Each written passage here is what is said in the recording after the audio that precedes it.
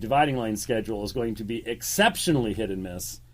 We're going to try to maybe do some Google Hangout stuff, but, when you're traveling, you can't guarantee the quality of your connection and stuff like that. And so we'll just see. It's going to be, this summer is just going to, summer finally got here in Phoenix, by the way. No temperature starting tomorrow below 110 for the high. And so long to the 70s.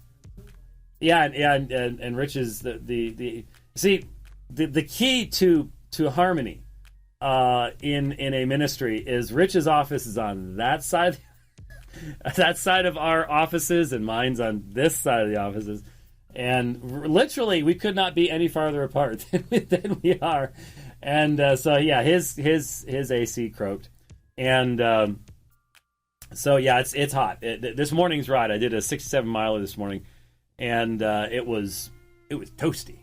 I was getting pretty toasty by the time I got back. Haven't really acclimated to the heat yet, and it finally got here. But no complaints. It took its time getting here, to be certain. So, anyways, for everybody who's been going, I'm really concerned about that. They may not be fair to you.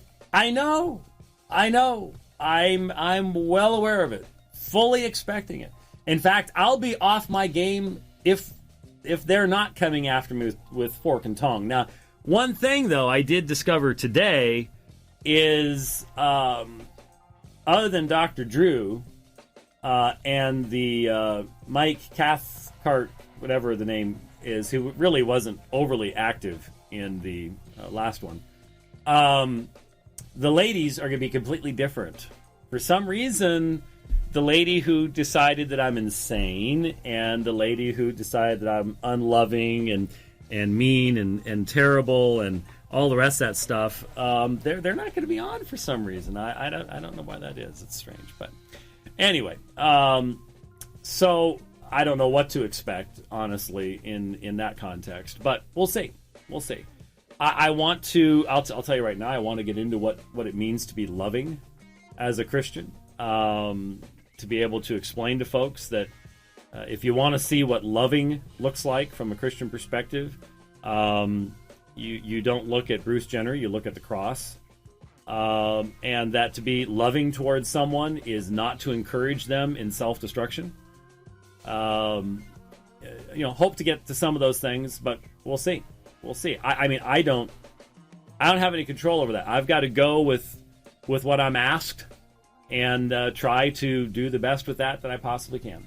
And so there you go. So I know what's coming, and we'll just pray that I'll be ready and be able to give a good testimony. And who knows where that'll lead? I don't know. We'll see. So pray for that, and that's also why we're on Monday. And then the plan right now, anyways, and of course this could change if there's any interruption in travel. I get back on Wednesday, and I teach Wednesday night. So, but right now, my thinking is I land here in Phoenix, drive straight here, and we just do an hour program. It may start at 1:47 or whatever, but we just get the second program of the weekend coming straight back, and then I continue on to home, get changed, stuff, head off to teach for 4 hours at Phoenix Seminary. So that's sort of the plan right now. If there's any interruptions in travel and stuff, that could go right out the window, and we'll see. If I absolutely had to go straight from the airport to teach, I could pull it off. So we'll see how that works. So that's that. Pray for that opportunity. I had a bunch of people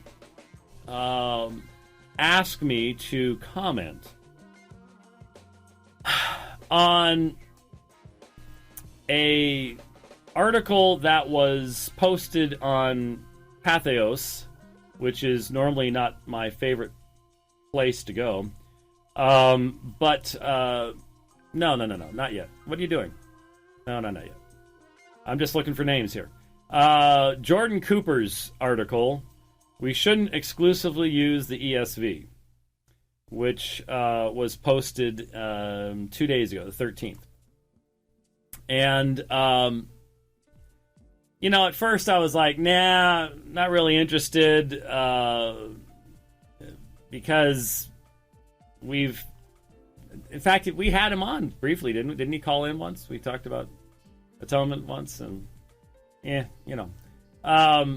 but there were a number of people, and it's an issue related to the subject of textual criticism and modern translations, and there remains not only a lot of confusion on that subject, but there's a lot of tradition there too, and Jordan throws some of that in here. So I thought I'd comment on it before we finish up. We finish up with our last few moments of the debate between Sam Shamoon and Anjem Chowdhury. Basically, what Jordan Cooper was talking about is in regards to the history of the ESV.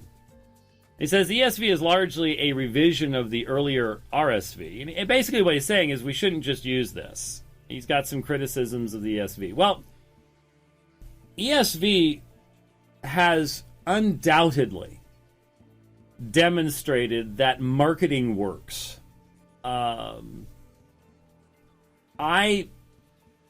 I certainly believe we have all of the English translations that we need. There is absolutely no need for any further English translations, and 90% of what we have could definitely be retired without causing any problems. The reason that we have the number of English translations we have is simply business. It's business and it's money. Basically, the large Christian publishing firms all now have their own English translation. Zondervan's got the NIV, and Word, it's not Word, it's Word got bought by Thomas Nelson, has the New King James, and Crossway has the ESV, and Holman has the Holman Christian Study Bible, Holman Christian Translation. And so the point was that there came a point in time where if you wanted to put out a study Bible, you didn't want to have to pay royalties to someone else, because that would cut your margin of